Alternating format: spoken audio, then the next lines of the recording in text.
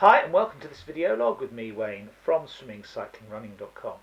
Well, this week I'd like to talk to you about muscle memory, that thing that makes us do the thing we do on all the things we do repetitively.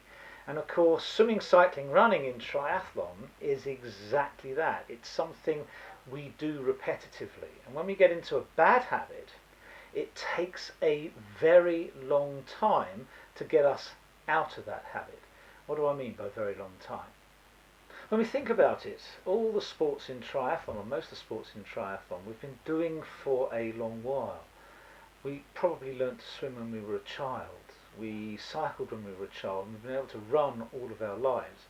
So all of those things that we've been doing for years and years and years, when we want to change them, it's very difficult. Because our muscles are so used, our whole body, our whole proprioception, which is what we were talking about last week, is used to doing something a particular way.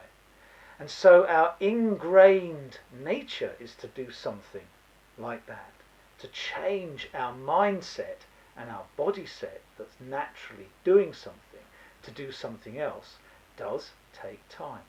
Effectively, I would suggest that it takes about 6 weeks to train your body to do something differently from how it's always done it.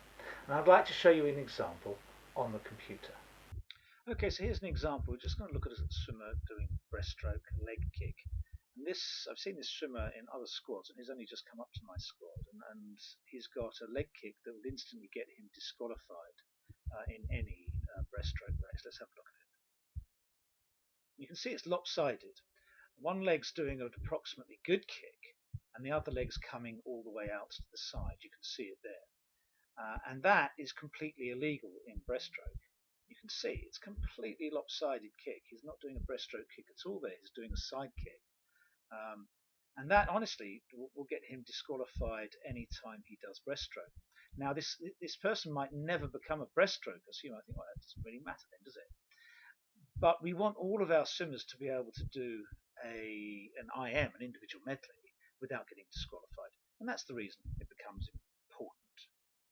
So the question is, what can you do about it? Now, I've suggested to other coaches that they try putting a float in between his legs, but that had never been successful, so it's time to look at something else. So I created a band that you can see here is going around his knees, just above his knees, and it forces him to kick with a legal leg kick. It's difficult for him to do, but you can see that now is becoming a reasonably legal breaststroke leg kick. And the aim, effectively, is to do this for 6 whole weeks. So whether he was doing full stroke or a drill, he would wear the band every single time he started to do breaststroke. And there was no excuse for not wearing the band effectively. So just time and again, every single time we did breaststroke, he put the band on. Every single time we did breaststroke leg kick, he put the band on. After 6 weeks, we decided, okay, ready now, let's see what happens when we take the band off. And this is what we got.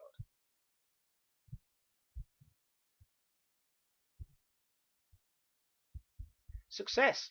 Effectively, after 6 weeks of training his body, he now hasn't done an illegal or grossly illegal leg kick in all the time since then, which is about 3 weeks.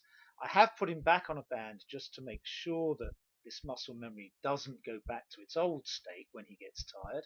So for the last week, he's actually been on a band. But from what we started with to this, in 6 weeks. And now I believe he'll never ever get disqualified in a breaststroke race. Okay, so there you have it. That particular swimmer has taken 6 weeks to change their style.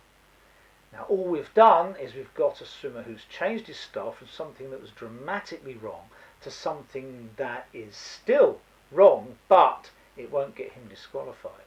We now have to turn his feet out so that he can push back against the water. But that's doable.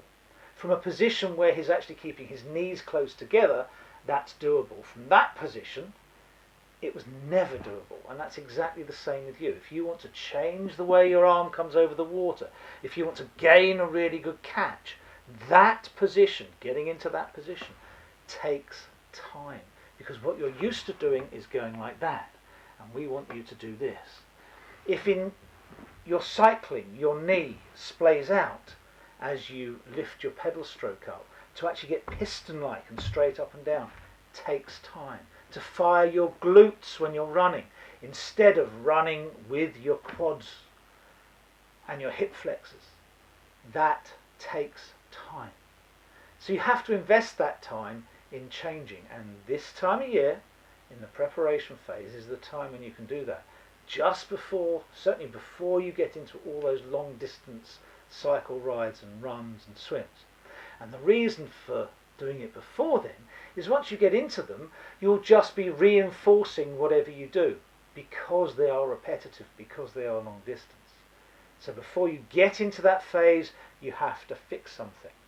And if you fix it now, likely as not, it will work throughout the winter. Okay, that's all for this week. Next week it'll be another topic, probably the last week of the preparation phase. But hopefully you'll have a good week between now and then. See you then. Keep well. Bye.